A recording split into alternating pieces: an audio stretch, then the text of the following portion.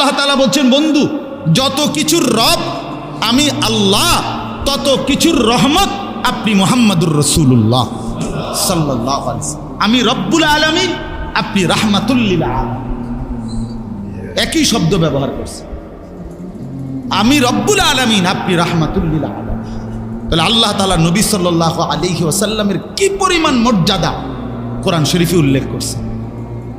ওয়া রাফা'না লাকা যিকরাক, আল্লাহ তাআলা বলেন, বন্ধু নবী সমস্ত কিছুর ঊর্ধ্বে, সমস্ত সৃষ্টির উপরে আমি আল্লাহ আপনার মর্যাদা, আপনার সম্মান সব কিছুর ঊর্ধ্বে তুলে দিয়েছি। আপনি আন্দাজ করেন, এত বড় রসুল, এত বড় নবী, এত শ্রেষ্ঠতম মর্যাদাবান নবী, এত দিকে দুনিয়ার মধ্যেও আল্লাহ তাআলা নবীজির এত সম্মান দিছেন। আখিরাতে হাসরের ময়দানের জন্য নবীজির অনেক মর্যাদা আল্লাহ ঘোষণা করছেন। নবীজি এগুলো বলছেন, আনা সাইয়্যিদ, নবীজি বলছে আমি আদম সন্তানের মধ্যে সর্বশ্রেষ্ঠ। নবীজি সাল্লাল্লাহু আলাইহি সাল্লাম বলছেন, আনা আউয়ালু মান ইয়ানশাক্কু আনহুল কবর, সর্বপ্রথম কবর থেকে যাকে তোলা হবে সে আমি মুহাম্মদ। আনা আউয়ালু শাফিঈন, সর্বপ্রথম হাসরের ময়দানে যিনি আল্লাহর সামনে সুপারিশ করবে সেটা আমি মুহাম্মদ। আনা আউয়ালু মুশাফফাঈন, সর্বপ্রথম আল্লাহ তাআলা যার সুপারিশ গ্রহণ করবেন সে আমি মুহাম্মদ।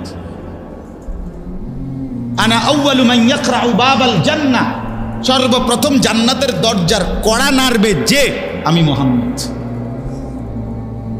এত সম্মান, এত মর্যাদা, এত ইজ্জত দুনিয়াতেও আখিরাতেও যাকে আল্লাহ তাআলা দান করছেন। আপনি আমি একেবারে ইনসাফের সাথে বলেন, এই আপনারা যারা বসছেন, আমার বাবা, আমার ভাই, আমার জওয়ান ছেলেরা, ইনসাফের সাথে বলেন সেই প্রিয় নবী সাল্লাল্লাহু আলাইহি ওয়াসাল্লামকে কি পরিমাণ কদর করলেন। আল্লাহ তাআলা তো বলছে, বান্দা তোমরা ইমানদারের বৈশিষ্ট্য ভাত, মাছ, চাল, ডাল, রুটি, ঘর, দালান, বিল্ডিং, বাড়ি, ক্ষমতা, দুনিয়ার এগুলো নয়। এগুলো মুমিনের কোনো বিশেষত্ব নয়। বাড়ি, ঘর, দালান, বিল্ডিং, ক্ষমতা যদি বিশেষ কোনো মর্যাদার কিছু হতো তো পৃথিবীতে এখন সমস্ত কাফের বেঈমানরাই তো দামি হতো বেশি। কারণ দুনিয়ার যত ক্ষমতা, প্রভাব, প্রতিপত্তি, টাকা পয়সা, মাল, দৌলত, এগুলো তো আমাদের চাইতে বেঈমানদের বেশি। বেশি কিনা বলেন না কেন? আমাদের দেশে 7 তলা 6 তলা বিল্ডিং লইয়ে মাত বরি। ইউরোপ আমেরিকার মধ্যে তো এই সমস্ত বিল্ডিং এর খামার হিসেবে ধরে না। একেবারে কথা বুঝেন না? ওখানে তো 60-70 তলার নিচে কোনো বিল্ডিং এ হয় না ধরেন। তাহলে আমাদের দেশে তো 6 তলা বিল্ডিং, 5 তলা বিল্ডিং হলে তো বিরাট বড়, বিরাট বড়। আমাদের দেশের প্রাইভেট কার, ওই আমার যে প্রাইভেট কার আমি যেটা দিয়ে চলি, এটা হলো প্রভক্স, সবচেয়ে কম জাপানি মডেলের গাড়ির মধ্যে সবচেয়ে কম দামি প্রাইভেট কার হলো এটা, এতে নিচে আর নাই। তা আমার একজনে বললো, জাপানি, কুমিল্লার দেবিদ্দারের, ওনার জাপান থাকে, উনি আমারে বলছিল যে হুজুর এই জাপানে এগুলো দিয়ে ছাগলটা, সত্য ছাগল টানে এই প্রাইভেট কার দিয়ে এগুলো। তো তাই এনে প্রাইভেট কারের সইটা মাতবুরির কিতা আছে, এটি দিয়ে তো ছাগল টানে। আপনি কথা বুঝছেন না? হায় মুসলমান, যদি বুঝতেন, যদি আমি বুঝতাম, যদি আপনি বুঝতেন যে এই দুনিয়া আজকে অনেক মাঝ বয়সী বয়স্ক মুসলমান এই একটা বিল্ডিং রে, নিজের একটা বিল্ডিং, 4টা রুম, 2টা বাথরুম, সোফা, ফার্নিচার, খাট, পালং, এইটুকু নিয়ে বিশ্বাস করেন এই পরিমাণ তৃপ্ত চেহারা, শুরুতে এমন বাপসাপ যে উনি দুনিয়া আখিরাত বিজয় করে ফেলছে। দুনিয়া আখিরাত বিজয় করে, কি বাপসাপ, কি ভাবসাপ। চাচা যান তৃপ্ত, জীবন সফল, ওনার সার্থক, খাইতেছে আরামসে, ঘুমাইতেছে, বাজার সদাই সুন্দর হইতেছে, ছেলে বিদেশ অথবা শহরে বন্দরে চাকরি বাকরি করতেছে, টাকা পয়সা বাজার সদাই, খাইয়া পয়রা কোনো আরামসে আছে, অতএব তৃপ্ত। কিন্তু মুসলমানের বৈশিষ্ট্য তো এটা নয়। আপনার ছেলেটা 1 ওয়াক্ত নামাজ পড়ে না, আপনার মেয়েটা 1 ওয়াক্ত নামাজ পড়ে না, আপনার স্ত্রী পর্দা করে না, আপনার মেয়েটা পর্দা করে না, আপনার ঘরে আপনার ছেলেটা খোদার 365 দিনে একদিনও 16 বছরের 18 বছরের ছেলেটা ফজরের নামাজ পড়ে না কোনো দিন। এত বড় জানোয়ার মুসলমানের ঘরে ঘুমায় কেমনে? তার বাপ কেডা, তার মা কেডা বলে না? এই মুসলমান বলেন, এই নাফরমান যার ঘরে ঘুমায়, তুমি কি ধরনের মুসলমান বাপ?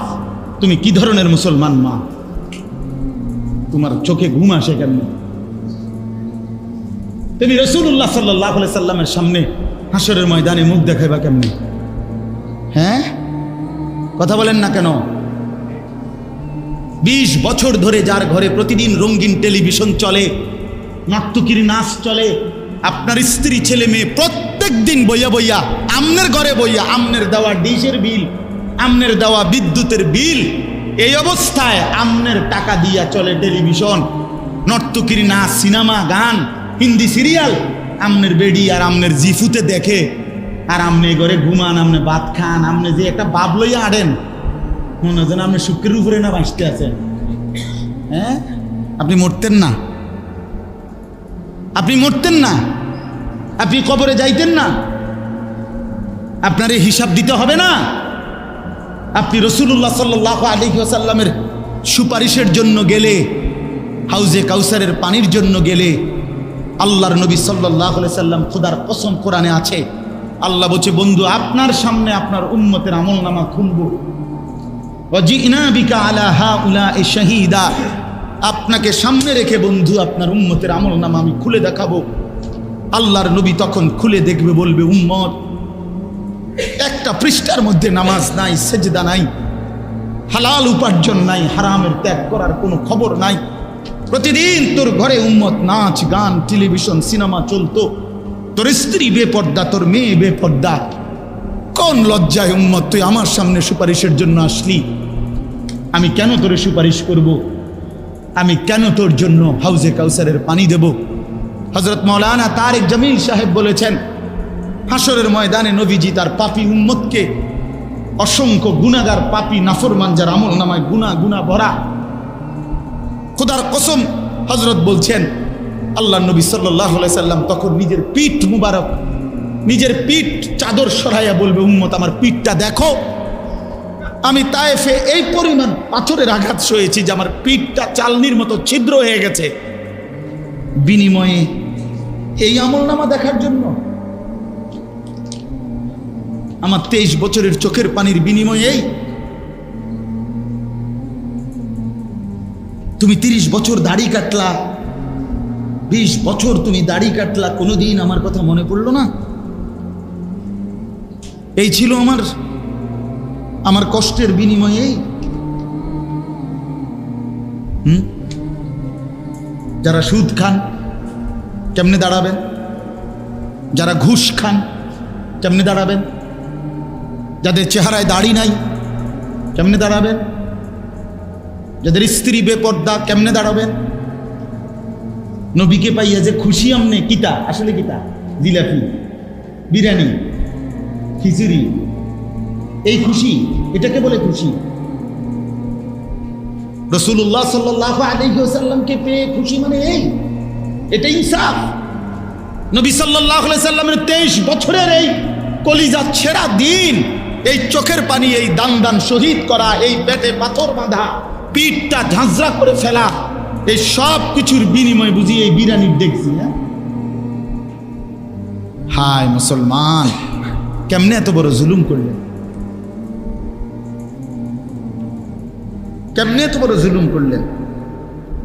নবীকে ভালোবাসার নাম নিয়া, রাসূলুল্লাহ সাল্লাল্লাহু আলাইহি ওয়াসাল্লামকে মহব্বতের নাম নিয়া দুনিয়া পার হয়ে গেলে তো হবে না, আখিরাতে তো বুঝাই দিতে হবে। দিতে হবে না? কথা বলেন না কেন? আখিরাতে বুঝাই দিতে হবে কিনা বলেন তো? আপনি কি সুপারিশ কি মামুর বাড়ি? সুপারিশ আপনি এটা কি মনে করছেন? নবীজি সুপারিশ করবে মানে আপনি খারাইলেই সুপারিশ? এটা মামুর বাড়ি না দিতা? হাউজে কাউসারের ফানি কিটা মিনারেল ওয়াটারের বোতল নাকি? আপনারা কি কম দামি কিছু মনে করছেন? আপনার গেলে দিয়ে লাগবে কেন? হ্যাঁ, 60 বছর পর্যন্ত বিড়ি সিগারেটের বদভ্যাস ছাড়তে পারেন নাই, এই দুর্গন্ধওয়ালা মুখ নিয়া বিড়ি সিগারেটের এই গন্ধওয়ালা মুখ নিয়া রাসূলুল্লাহ সাল্লাল্লাহু আলাইহি সাল্লামের সামনে কেমনে দাঁড়াবে? বলেন বাপ। আম্মা জান আয়েশা রাদিয়াল্লাহু তাআলা আনহা বলেন, 3টা চাঁদ উঠছে। রাআইনা হিলালান সুম্মা হিলালান সুম্মা হিলালান। 3টা চাঁদ উঠছে। আম্মা জান আয়েশা বলে 3 চাঁদে 3 মাস শেষ হইছে। খোদার কসম, আম্মা জান আয়েশা বলে আমরা 9 জন বিবি ছিলাম নবীর ঘরে। 9 জন স্ত্রীর একটি বিবির ঘরে এই গোটা 3 মাস লাগাতার মা আওকাদাত ফি আবিয়াতে রাসূলিল্লাহ নারুন, রাসূলের একজন বিবির ঘরের চুলায় আগুন জ্বলে না। 3 মাস, কসম আল্লাহ। আম্মা জান আয়েশা নবীর স্ত্রী না? তিনি বলছে 3 মাসে কোনোদিন চুলায় রান্না করা খাবার আমরা খাই না। হযরত উরওয়া, ওনার বোনফুত, আয়েশা রাদিয়াল্লাহু তাআলা আনহার বোনফুতের নাম ছিল উরওয়া, উরওয়া ইবনে জুবায়ের। উনি জিজ্ঞাসা করছে, আম্মা মানে খালাম্মা তো আম্মাই তো, মা বাঁচলেন কেমন, কি খাইলেন? বলছে আত্তামারু আল মা, খেজুর এবং পানি। এভাবেই 3 মাস, এভাবেই সকাল, এভাবেই দুপুর, এভাবেই বিকাল, এভাবেই শনিবার, এভাবেই রবিবার, এভাবেই সোমবার। আমরা হাদিসে নিজে পড়ছি, তায়েফের ময়দান থেকে, বিশ্বাস করেন, তায়েফের ময়দান থেকে রক্তাক্ত হয়ে নবী যখন সারা শরীর রক্তাক্ত, তখন ফিরে আইসা এই ছেলেগুলোর পাথরের আঘাত থেকে বাঁচার জন্য নবীজি একটা আঙ্গুরের বাগান, খেজুরের বাগানে আশ্রয় নিয়েছিলেন, নাখলা নামক জায়গায়। তো রাত্রি গভীরে, ছেলেগুলো তো চলে গেছে, রাত গভীরে আল্লাহ নবী সাল্লাল্লাহু আলাইহি সাল্লাম, একবার আমরা নিজে পড়ছি হাদিসের মধ্যে, নবীজি রাত্রিবেলা আল্লাহ তাআলার কাছে হাত তুলে রক্ত মাখা দেহ নিয়া এমন একটা দোয়া করছেন, এমন কাঁদছেন। এই দোয়ার মধ্যে, লম্বা দোয়া, দোয়ার মধ্যে একটা লাইন আছে, আল্লাহ নবী সাল্লাল্লাহু আলাইহি সাল্লাম চোখের পানি ফেলতে ফেলতে রক্তাক্ত শরীর নিয়ে বললেন, ইলা মান তাকিলনি ইয়া রব, আয় আল্লাহ আপনি আমারে কোন জাতির কাছে পাঠাইলেন, এ কেমন মানুষের কাছে আমারে পাঠাইলেন, যাদেরকে আমি আপনার দিকে ডাকলাম, বিনিময়ে তারা আমাকে এইভাবে রক্তাক্ত করে দিল। ইলা বাঈদিন ইয়াতাজাহামুনি, আপনি কি আমাকে এমন অপরিচিতর কাছে পাঠালেন যারা আমাকে কোনো মূল্যায়ন করলো না? আম ইলা আদুউন মাল্লাকতাহু আমরি, নাকি আমার এমন কোন শত্রুর কাছে পাঠাইলেন যার উপরে আমার কোনো ক্ষমতাই ছিল না? এরপরে নবীজি বলছেন কাঁদতে কাঁদতে, ইনলাম তাকুন আলাইয়া গাদাবুন ফালা উবালি, তবে মাওলা রাত গভীরে রক্তাক্ত দেহ নিয়ে আমি আপনার কাছে শুধু একটা কথা বলি। নবীজি বলছেন, আল্লাহ যদি বলেন আপনি আমার উপরে রাগ করেন নাই, তো আল্লাহ আমি খোদার কসম আমার আর কোনো পরোয়া নাই। আপনি শুধু বলেন আমার উপরে আপনি নারাজ না, তাইলে বিনিময়ে আমি পাথরের আঘাত ভুলে যাব। আমি চাই শুধু আপনি আমার উপরে নারাজ হবেন। হ্যাঁ প্রিয় বন্ধু আমার, আমরা ধাক্কাধাক্কিতে বিশ্বাসী না, ইনসাফের সাথে বলেন। রাসূলুল্লাহ সাল্লাল্লাহু আলাইহি ওয়াসাল্লামের সুন্নাত কার জন্য? তাইলে আমরা মুসলমান, আমরা মুমিন, আল্লাহ বললেন ইমানদার তোদের জন্য আমি দিলাম, আমার রাসূলকে দিলাম, আমার বন্ধুকে দিলাম, আমার কলজার টুকরাটা দিলাম। 23টা বছরে আমি আমার বন্ধুকে দিয়ে পুরা জিন্দেগি সাজিয়ে দিলাম, হাসি কান্না, চলা ফেরা, উঠা বসা, রাত দিন, সকাল দুপুর, ঘর পরিবার, একাকী প্রকাশ্য, স্ত্রী সন্তান, সংসার, দেশ জাতি, রাজনীতি, রাষ্ট্র, সকল কিছুর সমস্ত নিয়ম কানুন, তরিকা, সুন্নাত আল্লাহ নবী সাল্লাল্লাহু আলাইহি ওয়াসাল্লাম বলেছেন কিনা? বলেন না বাবা, বলেন। আমি আর দেরি করবো না বেশিক্ষণ, বলেন বলছি কিনা, বলছি কিনা বলেন। নবীজি সাল্লাল্লাহু আলাইহি ওয়াসাল্লাম শিখান নাই, বুঝান নাই, ক্লিয়ার করে জান নাই এমন বিষয় কোনটা? কথা বলেন না কেন, কোনটা?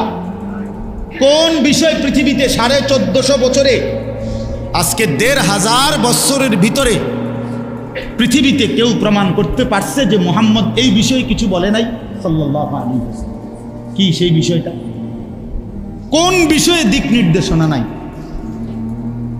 টয়লেট বাথরুমে পর্যন্ত উম্মত কেমনে ঢুকবো, সরওয়ারে দু আলম নবী সাল্লাল্লাহু আলাইহি সাল্লাম তা শিখাই গেছেন কিনা? মদিনার ইহুদিরা বলতো, মদিনার ইহুদিরা সাহাবীদেরকে টিটকারি করতো, দেই রে বেটা, এত বড় নবী বলে তোদের এটি কিতা শিখায়? হযরত হুযাইফা বলেন কি শিখাইছে? কয় বাথরুমে কেমনে ডুববো, বাথরুমে বইবো কেমনে, ডিলা লইব কয়ডা, এডি বুঝি এত বড় নবী? কয় হযরত হুযাইফা রাদিয়াল্লাহু তাআলা আনহু বললেন, আল্লাহর কসম, তুই জানো না বেঈমান, তিনি শুধু এডি না, বরঞ্চ ঢিলা কয়টা নেমু, কেমনে ঢিলা ব্যবহার করমু, বাথরুমে বমু কেমনে, আমরা বাম পায়ের উপরে একটু ভর দিয়া, একটু বেশি ভর দিয়া, এইটাও আমার শিখায় আমাদের নবী। তোমার সহ্য হয়নি?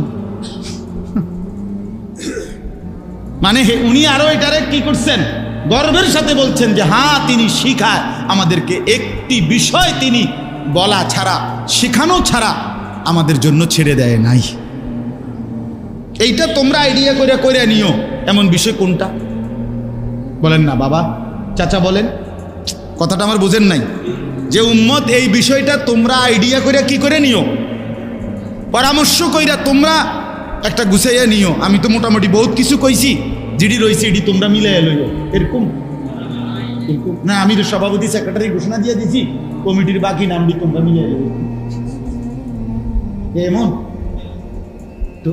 রাসূলুল্লাহ সাল্লাল্লাহু আলাইহি ওয়াসাল্লাম বলছেন, তারাকতুকুম মুহাজ্জাতান বাইদা, উম্মত আমি তোমাদেরকে ধবধবে আলোকিত দিন, সকালবেলার সূর্য যখন পূর্ণ উঠে, যখন আকাশের মধ্যে এক ফোঁটা মেঘ নাই, কুয়াশা নাই, এরকম পরিষ্কার ফকফকা আলোকিত দিনের উপরে রাসূল বলেন আমি তোমাদেরকে রেখে গেলাম, যেখানে এক ফোঁটা মেঘের চিহ্ন নাই, মানে অস্পষ্টতা বলতে কিছু, লাইলুহা কানাহারিহা।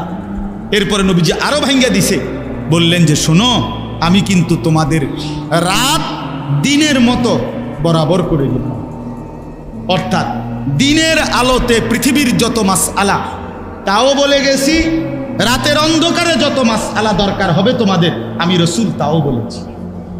স্ত্রীদেরকে বলেছেন নবীজি, নবীজির বিবিদেরকে আল্লাহ নবী বলছেন, আমার একটা বিষয় তোমরা গোপন রাখো না, স্বামী স্ত্রীর একান্ত মিলন, স্বামী স্ত্রীর একান্ত মিলনের পরে ফরজ গোসল কোনটা কিভাবে হবে, এইটা পর্যন্ত আমার উম্মতরে এই একান্ত ব্যক্তিগত বিষয়গুলোও তোমরা বলে দিও, যেন আমার উম্মত এর জন্য কারো কাছে যাইতে না, এর জন্য যাইতে না। আমরা হাদিসে পড়ছি, আম্মা জান আয়েশা রাদিয়াল্লাহু তাআলা আনহা এমন একান্ত বিষয়ও বর্ণনা করছেন, যে বিষয় স্বামী স্ত্রীর কেউ বলে না, বলার কথা ছিল না, কিন্তু শুধুমাত্র উম্মতের সবকের জন্য আল্লাহ নবী সাল্লাল্লাহু আলাইহি সাল্লামের এই ব্যক্তিগত বিষয়গুলো পর্যন্ত নবীর বিবিরা বলছে, নবীর বিবিরা বলছে। আপনাদের কাছে অনুরোধ, আমার যুবক ভাই আপনাদের কাছে অনুরোধ, যে কয়জন বুঝছেন কেন জিন্দিগিটা রাসূলুল্লাহ সাল্লাল্লাহু আলাইহি ওয়াসাল্লাম ইসলাম থেকে একদম পাল্টায় ফেললেন কেন বলেন ভাই? 12 বছরে চুল কাটতে গিয়ে কোনোদিন মনে পড়লো না আমার রাসূল কিভাবে চুল কাটতেন? এমন হয়ে গেলেন কেন? 12 বছরে কোনোদিন মনে পড়লো না আমার নবী কিভাবে কি পোশাক পরতেন? এভাবে ভুলে গেলেন কেন? এভাবে ভুলে গেলেন কেন বলেন না বাপ? কোনোদিন ব্রাশ করতে, টুথপেস্ট ব্রাশ, এটা কখনোই ভুললেন না। মিসওয়াকের কথা কখনোই মনে পড়লো না কেন? কেন বাবা? বয়স্করা বলে মিসওয়াক করতে ভুলে গেলেন কেন? ব্রাশ করতে ভুললেন না কেন? কারণ ব্রাশের কথা বলছে আপনার টেলিভিশনের আব্বা, আর মিসওয়াক করতে বলছে আপনার নবী মুহাম্মদুর রাসূলুল্লাহ সাল্লাল্লাহু আলাইহি ওয়াসাল্লাম। আর আপনার কলজার ভিতরে হইল আমি বিরোধিতা করব মুহাম্মদের, আমি অনুসরণ করব টেলিভিশন। হ্যাঁ হ্যাঁ, আপনি সালাকি করেন, আপনার কলজা খোলেন, আপনার কলজা পরীক্ষা করলে এটাই রিপোর্ট আসে। লুকান কীর্তেন আমরা বুঝি না, আমরা সিরা খাই, আমরা বন দিয়ে হুদা চা দিয়ে ভিজাই আমরা ভাত খাই না। আপনি 30 বছরে আপনার ভিতরে কোনোদিন মিসওয়াক করার কথা ধারাবাহিক মনে হয় না, কেন? ঘটনাটা কি? মিসওয়াক করা এটা কওমি মাদ্রাসার হুজুর গো সুন্নত। কথা বলেন না কেন? এটা ওয়াহাবিদের সুন্নত নাকি? তা কার? তো সেটা করেন না কেন? কেন ভুলে গেলেন বলেন ইনসাফের সাথে? একজন মুসলমান জবাব দেন এখন। রাসূলুল্লাহ সাল্লাল্লাহু আলাইহি ওয়াসাল্লাম 23 বছরে জিব্রাইল শুধু কোরআন নিয়ে নবীজির কাছে আসছে, কিতাবে আছে 24,000 বার। কয় হাজার বার? আল্লাহ নবী সাল্লাল্লাহু আলাইহি ওয়াসাল্লাম বলছেন যে শোনো উম্মত, জিব্রাইল যতবার আমার কাছে আসমান থেকে আসছে জমিনে, প্রত্যেকবার যাওয়ার সময় জিব্রাইল আমারে যাওয়ার সময় একবার হলেও বলে গেছে, ইয়া রাসূলুল্লাহ মিসওয়াক করতে বলবেন না। তাহলে কোরআন নিয়ে আসছে কতবার? তো মিসওয়াকের কথা বলছে কতবার? আপনি যে পাত্তা দেন না। হ্যাঁ, আজকে যদি অ্যাডভার্টাইজ এটা দেখাইতো তো ঠিকই করলেন। যদি অ্যাডভার্টাইজের দেখাইছে না যে, নয়তো কেন ছেড়ে দিলেন কেন বলেন? রাসূলুল্লাহ সাল্লাল্লাহু আলাইহি ওয়াসাল্লাম, বুখারী শরীফের হাদিস, আল্লাহ নবী সাল্লাল্লাহু আলাইহি ওয়াসাল্লাম ইন্তেকালের মুহূর্তে নবীজি যখন দুনিয়া থেকে বিদায় নেয়, শেষ রবিউল আউয়াল মাসের সোমবারে আল্লাহ নবী সাল্লাল্লাহু আলাইহি ওয়াসাল্লাম যখন ইন্তেকাল করে, তো নবীজির শেষ আমল কি ছিল বলেন? মিসওয়াক। কসম আল্লাহর, মিসওয়াক। আম্মা জান আয়েশা রাদিয়াল্লাহু তাআলা আনহা বলেন, আমি নিজে মিসওয়াক আমার ভাই আব্দুর রহমান ইবনে আবু বকর, মানে আয়েশার ভাই আব্দুর রহমান আবু বকর রাদিয়াল্লাহু তাআলা আনহুর ছেলে, উনি তখন ঢুকছে নবীজির সামনে। দুলাভাই না উনি, বোনের শ্বশুর তো, আরে বোনের জামাই। আল্লাহ নবী সাল্লাল্লাহু আলাইহি সাল্লামের কাছে আসছেন উনি। এই তখন হাতের মধ্যে একটা কাঁচা ডাল ছিল, তখনও উনি এটা ব্যবহার করে নাই, মাত্র কাইটা আনছে, হাতেই ছিল ওই সময়। আল্লাহ নবী সাল্লাল্লাহু আলাইহি সাল্লাম ওইটার দিকে তাকাইয়া মুচকি হাসি দিলেন। আম্মা জান আয়েশা রাদিয়াল্লাহু তাআলা আনহা বলেন, নবীজি এতটা অসুস্থ যে মাথা নাড়তে পারছে না। আমি তখন আমার বুকের মধ্যে মাথা দিয়ে হেলান দেওয়া অবস্থায় নবীজি সাল্লাল্লাহু আলাইহি সাল্লাম কাত হয়েছিলেন। আমি বললাম, ইয়া রাসূলুল্লাহ মিসওয়াক করবেন? আল্লাহ নবী সাল্লাল্লাহু আলাইহি সাল্লাম চোখের ইশারা দিয়ে বুঝাইলেন হ্যাঁ। হযরত আয়েশা বলেন, আমি আমার ভাই আব্দুর রহমানের হাত থেকে মিসওয়াকটা নিয়ে আমার নিজের দাঁত দিয়া চাবাইয়া একদম নরম করে দিছি, নবীজির হাত মুবারকে তুলে দিছি। আল্লাহ নবী সাল্লাল্লাহু আলাইহি সাল্লাম মিসওয়াক করতে করতে হাত কাত হইছেন, আল্লাহ তাআলার দরবারে চলে গেছে। হ্যাঁ, আপনাদের কুমিল্লায়, আমাদের কুমিল্লা শহরের মধ্যে কমপক্ষে 2-100 মাইলের ভিতরে তো আপনি খুঁজলে মিসওয়াক পাইতেন না। কথা বলেন না? এই কারণেই তো ব্যবহার করতে পারেন না, যেহেতু এটা কি 100 মাইলের ভিতরে নাই। এই কারণে একটা উদাহরণ বললাম, তো একটা বললাম, ফতোয়ায়ে শামী কিতাবের মধ্যে আছে মিসওয়াকের 70টা উপকার, 69টি উপকার পুরস্কার আল্লাহ হাসরের ময়দানে দিবে, আর একটা পুরস্কার দুনিয়াতে মিসওয়াকের। এই একটা পুরস্কার হলো তাযকিরুশ শাহাদাতাইন ইনদাল মাউত। সুবহানাল্লাহ। যে ব্যক্তি নিয়মিত মিসওয়াক করবে, আল্লাহ তাআলা মৃত্যুর সময় জবানে কালেমায়ে শাহাদাত উচ্চারণ করে। আচ্ছা, এই একটাই কেমন? কথা বলেন না কেন? এই একটা পুরস্কার কেমন দামি পুরস্কার? আজকের থেকে ওয়াদা করেন, এখন ওয়াদা করেন। কিটা আগে কর, কিটা ইনশাআল্লাহ করেছেন? বলেন বলেন, পাক্কা নিয়ত করেন ইনশাআল্লাহ। আল্লাহ আমাকেও তৌফিক দান করেন। আমি প্রায় বলি, অনেক মাহফিলে বলছি, আমার জীবনে যদি আমলনামা হাসরের ময়দানে ফেরেশতা দেখায়, আর আমার নামে যদি হিসাব আসে যে আনিসুর রহমান আশরাফি জীবনে বেশি কি কিনছে, আমি নিশ্চিত আমার নামে বেশি আসবে মিসওয়াক। আমার জীবনে আমি সবচেয়ে বেশি কিনি মিসওয়াক, কারণ এটা শুধু আড়াই লাগে। হ্যাঁ, এটা বুজুর্গদেরও কথা, মিসওয়াক হারায় যায় বেশি, শয়তান এটা কি করতে দেয় না, মনে থাকতে দেয় না। তো আমি মিসওয়াকের সাথে কথা বলে নিছি যে দোস্ত, তুমি হারাইতে পারো কতক্ষণ, আমি কিনতে পারি কতক্ষণ। আমি বেড়া হইলে দেখাই দেবো তোরে, বেড়া দেখি তুমি কি কইতে চাও। এই জন্য এক এক সময় 4টা-5টা করে মেসওয়াক সব সময় কিনতে থাকি। এই জন্য একটা উদাহরণ বললাম, লাকাদ মান্নাল্লাহু আলাল মুমিনিন ইদ বাআসা ফীহিম রাসূলাম মিন আনফুসিহিম। আল্লাহ তাআলা বলেন, উম্মত জানো আমার বান্দারা, হে মুমিনরা, আমি সবচেয়ে বড় নিয়ামত, সবচেয়ে বড় দয়া করেছি, আমার রাসূল দিয়েছি। কি দিয়েছি বলেন না? রাসূলুল্লাহ সাল্লাল্লাহু আলাইহি ওয়াসাল্লাম। এই জন্য নিজের জিন্দেগি সুন্দর করে নবী সাল্লাল্লাহু আলাইহি সাল্লামের সুন্নাতের আলোকে, নবীজির হুকুমের আলোকে, আল্লাহর কোরআনের আলোকে কেন জীবনটাকে বরবাদ করে দিবেন? নবীজির হুকুম পালন করবেন না কেন বলেন? বা কি বেশি দুনিয়া ভোগ করে ফেললেন?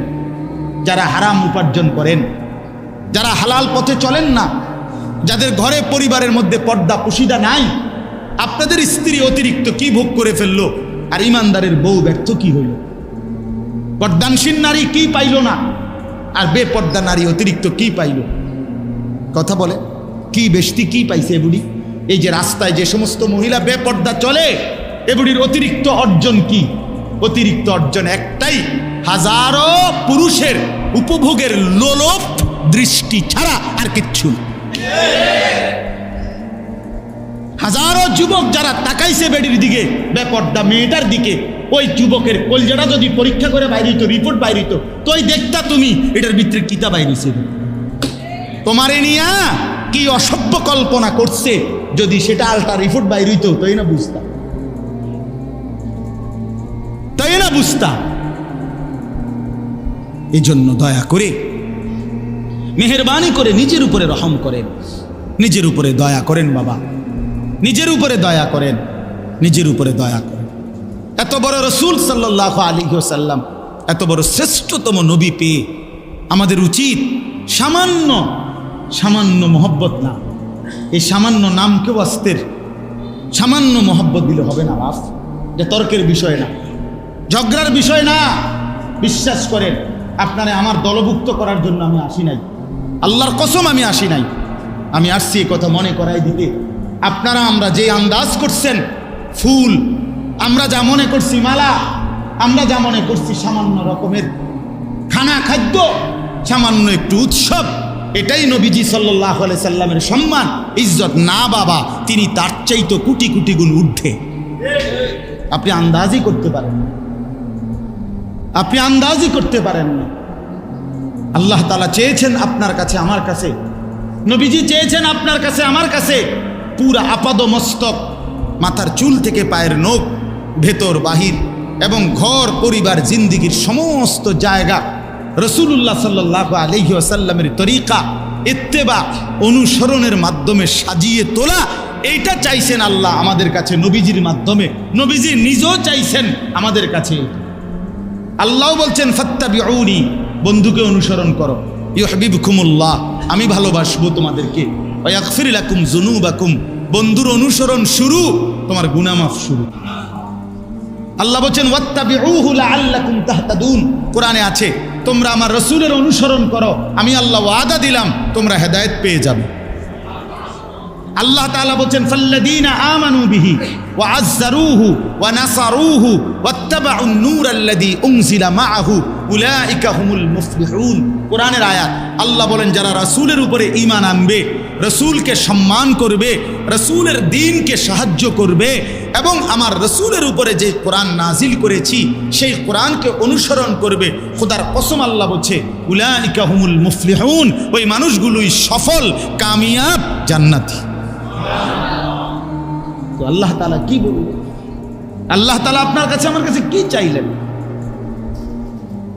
নবী সাল্লাল্লাহু আলাইহি ওয়াসাল্লামকে দিয়ে আল্লাহ তাআলা তো চাইছেন আমরা তাকে অনুসরণ করি, ঠিক কি না বলেন না কেন? আর অনুসরণের আপনাদেরকে একটা জিনিস বুঝাই। এই যে পৃষ্ঠাটা আছে না, এটার মধ্যে তো লেখা টেখা আছে, ঠিক না? অনেক কিছু লিখছে না এখানে। এই পিঠটা খালি, এই পিঠটা যেহেতু খালি, কোনো লেখা নাই, এটা হালাই দেন তো, এটা দরকার কি? এটা রেখে কিলাম, এই পিঠটা ফেলে দেন, সম্ভব? এই পিঠ থাকতে হইলে এই পিঠ থাকতে হইব নি? এই পিঠ থাকতে হইলে এই পিঠ থাকতে হবে কি না? কথা বলি, এটা আলাদা করা যায়? তো কসম আল্লাহর, রসুল্লাহ সাল্লাল্লাহু সাল্লামের ভালোবাসা এটা যদি এক পিঠে লেখে তো ওই পিঠে রসুল্লাহ সাল্লাল্লাহু সাল্লামের অনুসরণ এটা থাকতেই হবে। রসুল্লাহ সাল্লাল্লাহু সাল্লামের অনুসরণ এটা যদি এই পিঠে থাকে তো ওই পিঠে আল্লাহর কসম রসুল্লাহর মহব্বত ভালোবাসা আছেই আছে, আছেই আছে, আছেই আছে।